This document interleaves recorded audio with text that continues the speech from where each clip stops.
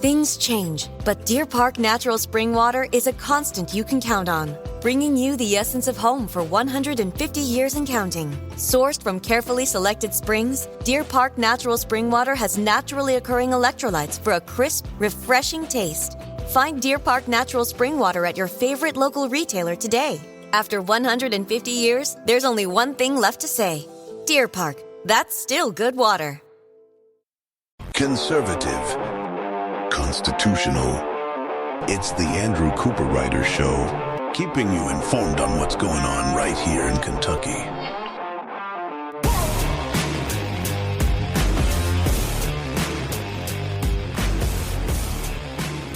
Today on the Andrew Cooperrider Show, as politicos and political reporters all around the state anxiously await the election results tonight, Austin Horn has wrote an article of note, one where he attempts to define what the quote-unquote Republican liberty movement is. And he does do a pretty good job, but I was quoted pretty extensively in the article. He did interview me for the article, and I'll give you what my full answers were and to his questions that he asked me in an attempt to fully round out everything that was in the article. Then I'll issue you a hot take regarding voter turnout.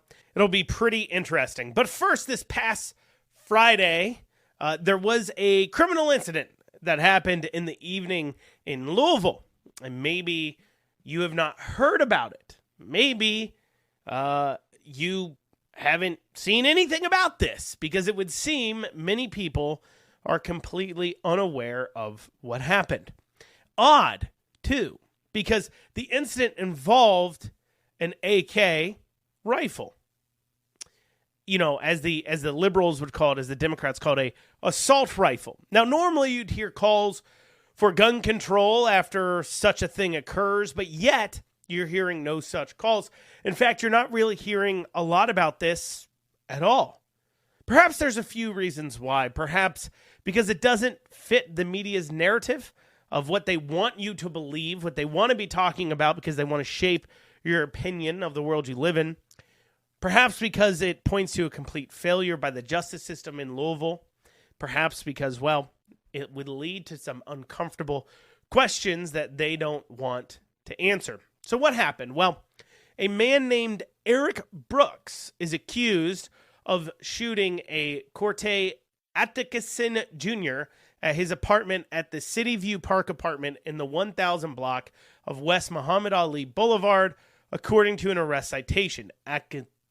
Atkinson? Sorry, I'm not trying to missay his word. I think it's Atkinson. I'm going to say Atkinson.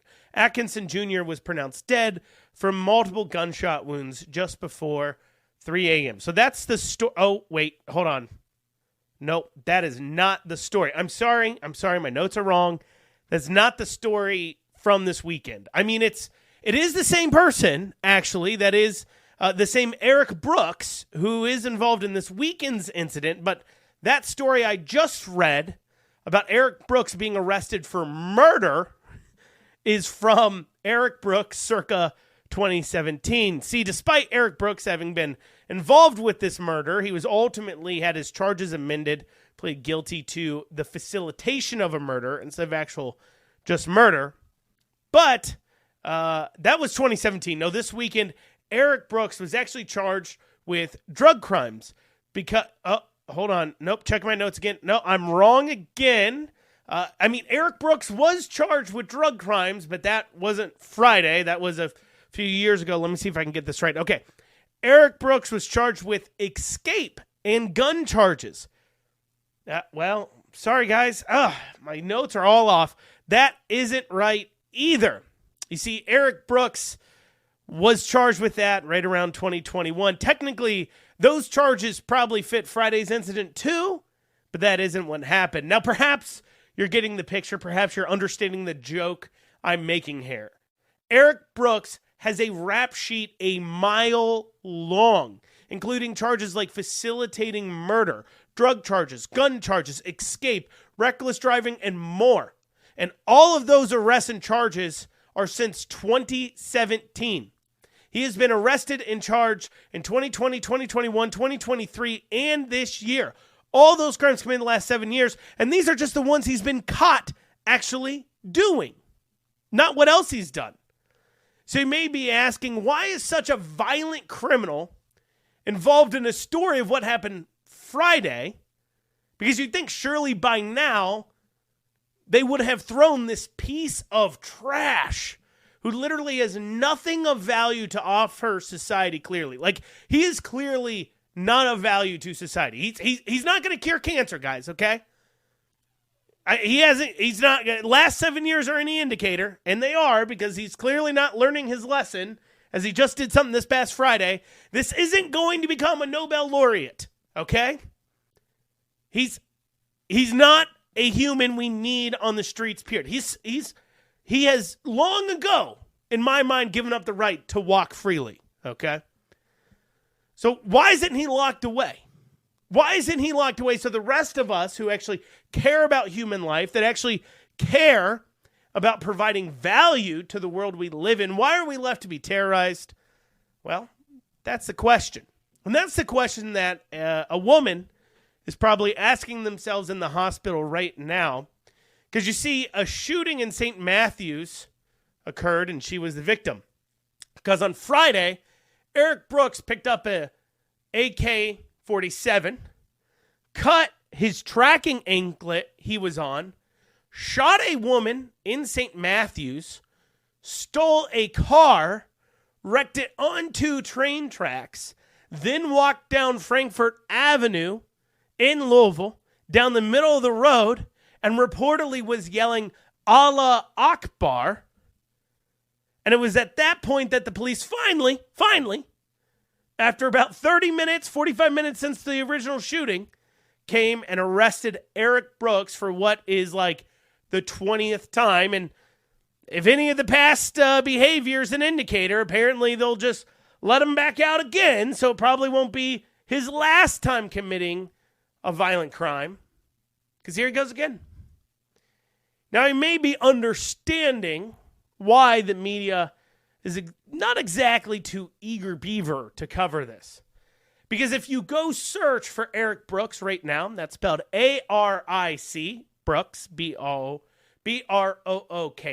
Eric Brooks, and read a few news stories, you will find they are scant. In fact, the story about all of Eric's arrests that occurred over the last several years, something that is pretty of note, right? I mean, you'd think a guy gets arrested for walking down the street after shooting a woman.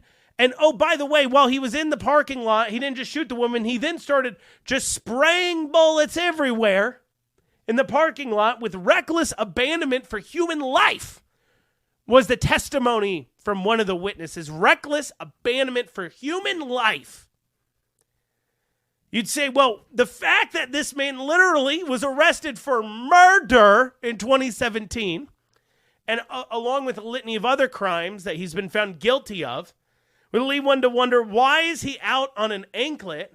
Why was he able to cut it? That's the other thing. He cut an anklet and just went on to go commit crimes. What is the use of this entire anklet system?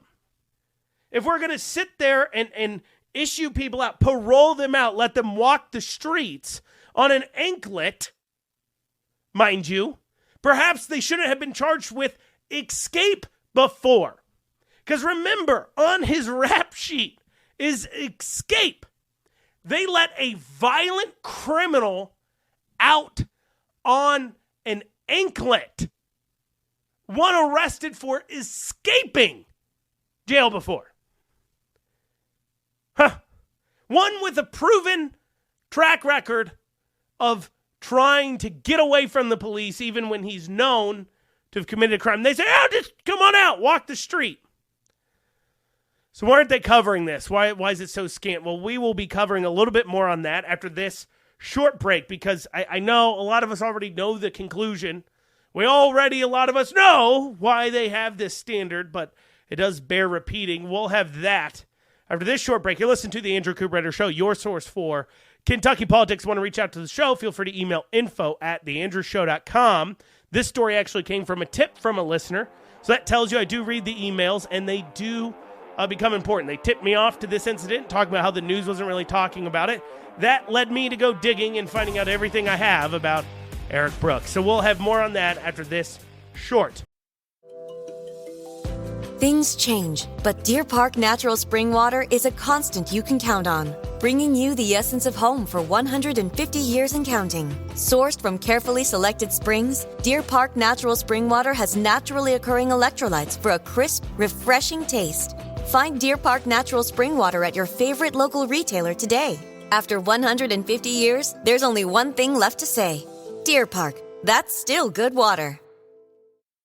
Break. And you're back here with the Andrew Cooperrider Show. Before the break, I was digging into an incident that had happened Friday last week, where one Eric Brooks, who has a rap sheet a mile long that includes charges involving murder, charges involving gun crimes, charges involving escaping, charges involving drugs, why he cut his tracking anklet. Apparently he was out of jail because, surprise, surprise. So he cut his tracking anklet, went over, picked up an AK-47, went on down to the supermarket, shot a woman in St. Matthews, stole a car, wrecked it on the train tracks, then walked down Frankfurt Avenue, middle of the road, and was reportedly yelling Allah Akbar as he waved around his AK, and then it was at that point the police came and arrested him. We've discovered that this guy has such a long rap sheet, but more importantly, the media is not covering this at all. Now, the best possible read of why the media isn't covering this, which is a very, very, of course, sad read, is that because Louisville has become so used to this kind of violent and out-of-control crime, because they have no control on their city anymore. That would be the most charitable reason they're not covering it that I could think of. But still, if you go search for this, you might find a few news stories. I'm sure the local news had said some blurbs about it, but not much at all. And certainly you will not find a single news story dealing with the accusation from him yelling Allah Akbar. No, instead you would have to go online to social media posts, several of which will say that they witnessed him yelling those words. None of that made into the media news, though. So no questions, though, have been asked yet in any of these articles about how did this happen? Why is a woman shot bleeding from a man who so clearly should be locked in the cage like an animal, because that's what he is? No commentary on that at all, and certainly you won't find a single article, as I said before, mentioning Allah Akbar. And why aren't they covering this? Well, clearly because it doesn't fit the narrative that they want to weave. The media, the liberals, they want you to believe things like restorative justice, that defund the police, Black Lives Matter, considering race when you're dealing with people in our justice system, not treating people equally regardless of their skin color, but instead creating different standards for people based on their skin color. They want you to think that is delivering fantastic results. It's good. It makes our communities better. But the truth is, it doesn't. And Eric Brooks is point in case. The case for what failures these liberal judges and Soros-funded prosecutors bring to our cities like Louisville. The case for what failed leadership the mayor of Louisville and other liberals like Bashir have shown in the face of these kinds of actions. There's no amount of gun control. There's no amount of gun control that can solve the problem of a violent criminal being on the street when they shouldn't be, who already isn't supposed to have guns, that literally is having, or supposed to be having, every movement tracked by government on an anklet. There is no gun laws that can solve this problem. And they certainly don't want to look into the Allah Akbar chant either. No. They don't want to research that. Why? Well, it might hurt the narrative. It might hurt the narrative that all these people, all these violent criminals like Eric, these violent Muslim terrorists, as long as they have the right skin hue, violent individuals, well, anything they do, that's okay. They have the right skin color. I believe in treating people equally regardless of their skin color. But you see, that's not what they want you to believe. That's not what they see. What they want you to see is that when Eric Brooks acts up or a violent Muslim terrorist kills people, you see, that's just the result of racism and colonialism by white people. That's the effect of that. I just wish, though, these people, dishonest, awful people, had to say words like that. White colonial racism's the reason why Eric Brooks shot you. To the woman that was shot in St. Matthews. While she's there on her hospital bed, explain to her how the bullet in her is the result of white supremacy and colonialism. Not the fault of the literal subhuman garbage that shot her, who doesn't deserve a second chance, let alone the other 8 chances he's gotten. He deserves never to see the light of day, again at the bare minimum. If not much, much more should be done to him. Now, how do you explain that to her? Because you can't. Switching now away from just a tragic story full of the result of failing policies, the result of failing politicians, the result of what happens when people don't get involved and informed. Something we're trying to fix now. We're trying to get people informed. We're trying to get people out to vote. We're trying to fight the kind of schmucks that put these kinds of policies in place. And those who are fighting it, Austin Horn decided to write an article about, trying to define people in what's become known as the Liberty Movement.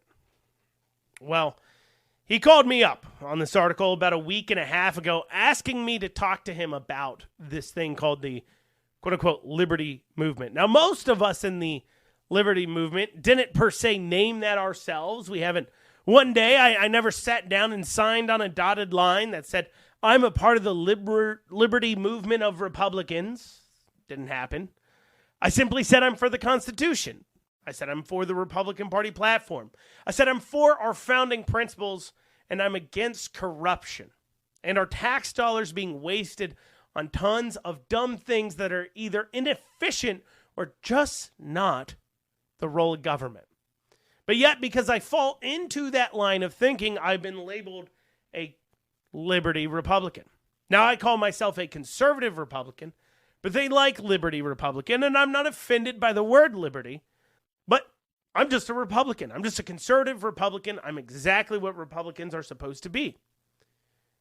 Now, you'd think that views like I just laid out, Constitution, Republican Party platform, Founding Fathers principles, that would put me in the mainstream of Republican world, because really that's what you and I probably believe. And well, we know that we fall right in line with the normal run-of-the-mill voter. We'll talk about that in a second. But there's a reason why in the world of politics, my beliefs and standpoints don't put me in mainstream Republican world, because I never did politics as a career. I didn't run for office because I went to college for some poli-sci degree, maybe law school or something, and then I interned under some congressman named blah, blah, blah, some important man, supposedly. And then I worked on these campaigns, and in this administration, that administration, and now I've worked my way up to running for office myself. No, that's not how I came into politics. That's not how I roll. And because I don't care who you've interned for, I don't care all the people who've signed your checks before in the world of politics, that doesn't really rank high on my concerns or value that I see in you. No, I care about rubber meets road policy and principles. I care what your results are.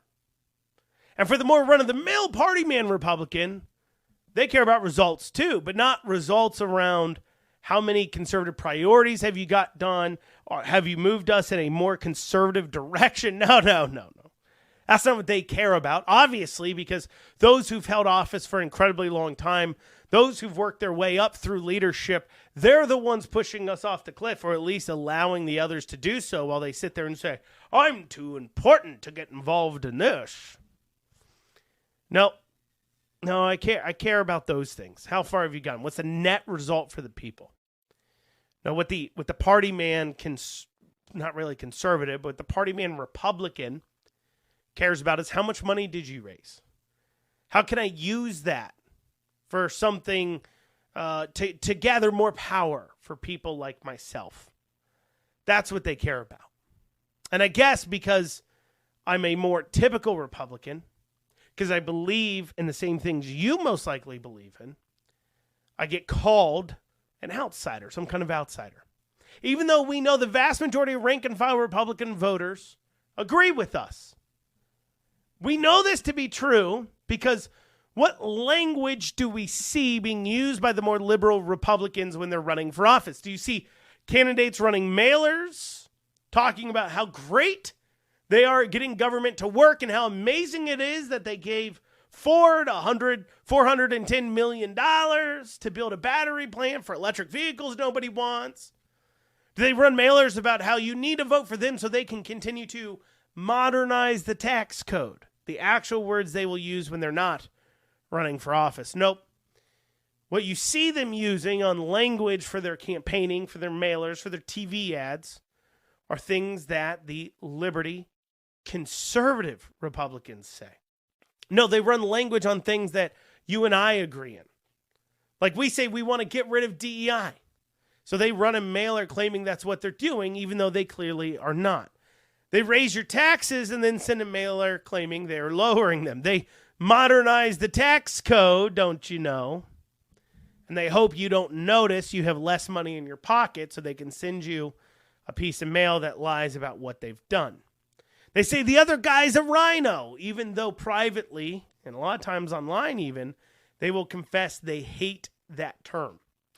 They'll claim things like, we have to protect parents' rights when it comes to allowing parents to cut the genitalia off minors in sex change operations, but at the same time say you have no rights to your children at schools and so you shouldn't get educational choice. But when we look at the candidates who win, we'll be taking a look at that after this short break. You'll listen to the Andrew Cooperrider Show, your source for Kentucky politics. And you are back on the Andrew Cooperrider Show. So for the break, we're talking about what do candidates. We're kind of starting to dig into an Austin Horn article about the Liberty Republican movement, as he calls it. A lot of people call it. Not just him, but a lot of people. And we were talking about who's the actual outsiders in the Republican Party. Now, the run-of-the-mill party man, the elected person, would say, we're the outsiders. But yet, when they run for office, we see them adopting the language that people like you and me agree with. They don't adopt the moderate language. They don't say things like, oh, can we just all get along and stop pouring gas on the fire? Nope. Candidates who win adopt the language you and I care about. Things like small government, ending overreach. They'll say conservative as many times as they can. They'll defend rights for parents, they claim. Not really. But they do this because we are actually the normal Republicans. We're the ones who actually represent what Republicans believe. You see, that's why this campaign cycle, you've seen these establishment people spending just massive amounts of money, outspending liberty, quote unquote, conservative, as I call them, Republican candidates all across the state. And they're spending 5-1, 10-1 in some races compared to what the other side, the upstart, the not real Republicans are spending. And why do they have to spend so much? Because the truth has value. And if they don't spend as much money as they are lying, well, the truth will defeat them every time. So they're going to try to outspend the truth. It's a hard thing to do. So over to Austin Horn's article, as he tries to define liberty. I'll go through the questions he asked me. I won't go through his article. I'll go through the questions he asked me. So he called me up and he asked me these questions. I'll tell you how I responded to them.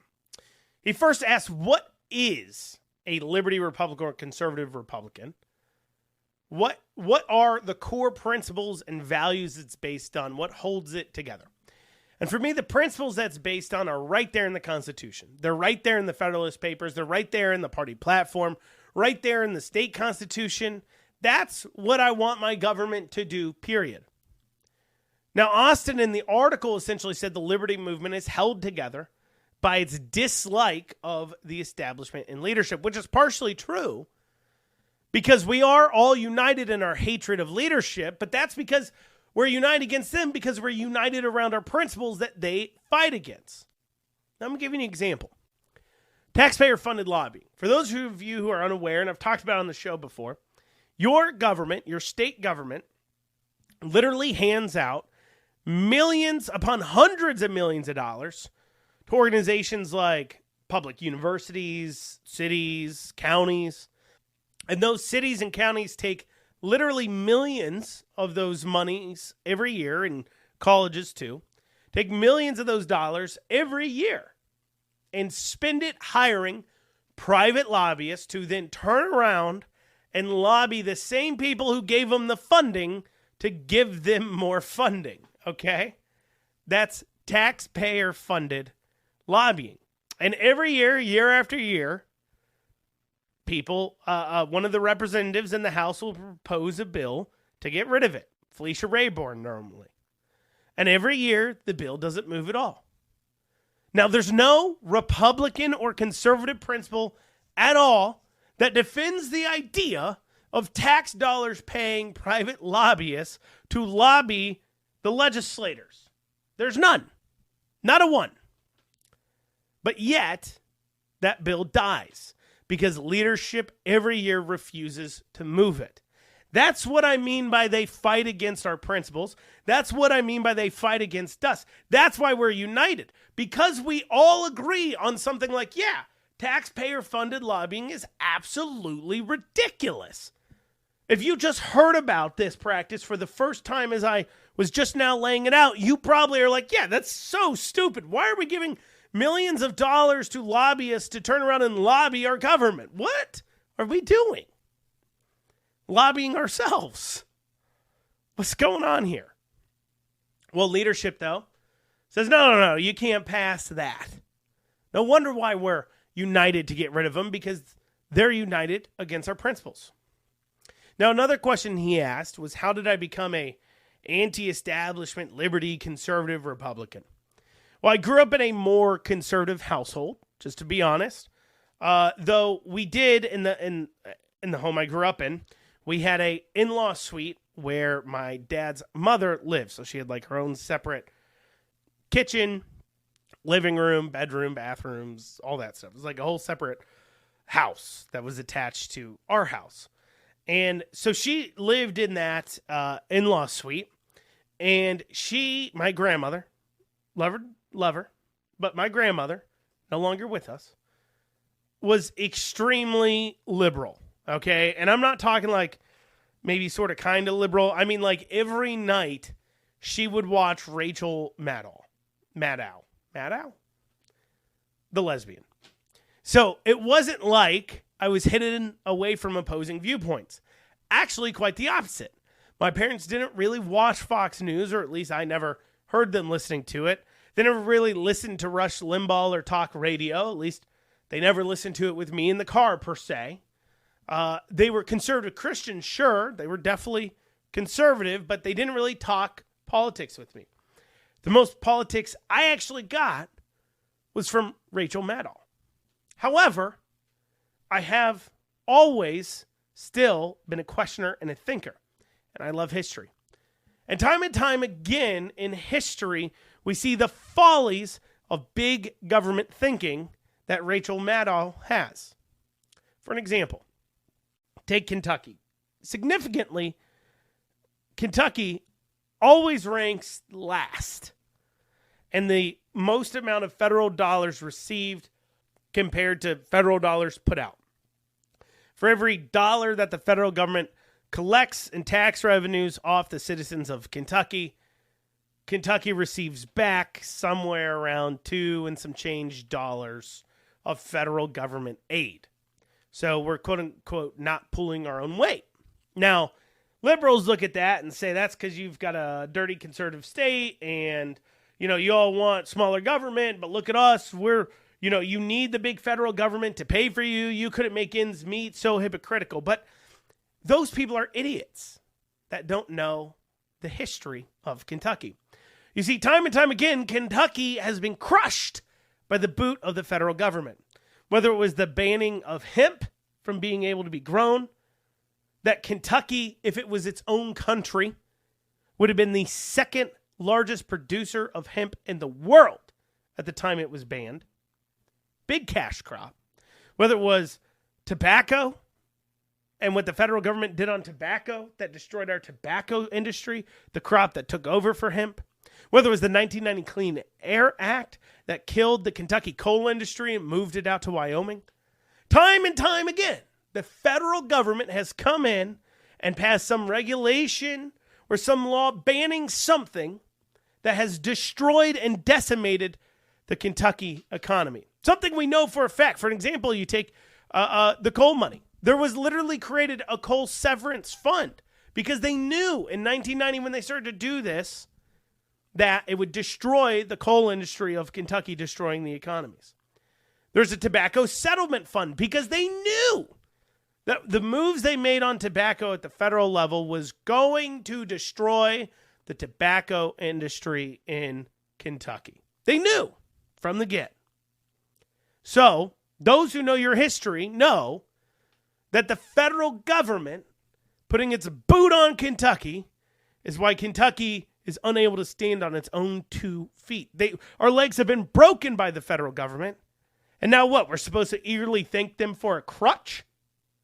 No, we want our leg to heal, and we want to get away from somebody who keeps breaking our legs. That's why Kentucky's so Republican and conservative. They're so pro-small government, especially small federal government, because we're tired of getting destroyed by the federal government. We're tired of our economy getting destroyed by the federal government. But what other questions did Austin Horn ask me through this interview? What other things could I bring up? Well, we'll be covering that after this short break. And then also, I'll have a hot take on voter turnout and why everybody talking all the time about voter turnout is incredibly dumb. And I disagree with them. We'll have that after this short break. And you're back with the Andrew Cooperrider Show here in this final segment. Wonderful Tuesday. Election day. Make sure you get out there and vote. Only if you're informed. I'll get to that in a second. But I've been talking about an article Austin Horn wrote that he heavily quoted me in that was talking about the Liberty Republican movement here in Kentucky. And I went over how I don't necessarily call it that. I call it the conservative Republican movement. But really, it's just representing the Republican voter because, and I went through my evidence of that the way we feel is not somehow abnormal or odd for Republicans. It's right in the mainstream of what Republicans believe. And he asked me how I ended up at my beliefs, and I answered that question. But he then asked me what the goals were of the conservative Republican movement. What was our policy goals? And I rattled through a few with him because things like, what do you actually want from your government? Those kinds of questions. We see these establishment hacks asking that kind of question, thinking it's a gotcha question all the time. So I like to be prepared for the gotcha question. So I rattled through it. Things like passing a constitutional amendment that would ban income tax of any kind in Kentucky because income tax is immoral. It's immoral and it's wrong that before you ever get to put food on your table, the government gets its cut. Before you get to put a roof over your head, food on your table, electricity in the light bulbs, your kids in school, before you get to take care of your own family and their basic needs, you got to give your cut to the government. Income tax. I believe it's incredibly immoral. And, of course, taxpayer-funded lobbying. We talked about that. And taxpayer-funded social issue advocacy. Things like the taxpayer-funded drag shows, pride events, and other liberal issues. Stop government cash money handouts to private companies. Get school choice done fully. Spend at least 20% less as a state, if not more, but at least 20% could definitely be cut. That would only put us back down to like where we were, I don't know, last year? So I say at least 20% falls in line. Break the horse track monopoly in Kentucky in con law and allow healthcare competition. Pay off our pension obligations and stop digging our hole on that. Get away from that, please. Lower our overall tax burden. You know, Kim King recently had a Lincoln Day dinner in Jessamine County. She's a Republican representative. Loudly proclaimed the Republican supermajority in the House because she's in the House, but the Republican supermajority, it just in the legislature period, has done so many great things and asked how could any of us ever complain? Well, Kim King, it's because we can't get simple things like that done. For 2 years now, a bill to ban taxpayer-funded drag shows has failed to be called forward to the floor in the House. That's what we're complaining about. The bill was proposed, the bill went through committees, the bill had hearings, the bill passed committees, but still can't get called forward for a vote. We also want things not to happen, Kim King. I mean, don't pass House Bill 11, something you did this last session that banned pretty much every single e-cigarette other than the ones sold by Big Tobacco in the convenience stores. Don't do things like that. Don't waste money on dumb things. I mean, Kim King, in this same speech at this Lincoln Day dinner, proclaimed that this budget they passed is incredibly fiscally conservative. They're not the only ones. We also see in the House District 45 race, a website was recently put up hitting Thomas Jefferson on the fact that he doesn't support this most recent budget, saying he doesn't support a conservative budget. You spent more money than ever on this budget. You are way outspending inflation. You have spent way more, even accounting for inflation, than the Democrats ever did before you took over. You literally increased spending just this last year alone by over $20 billion.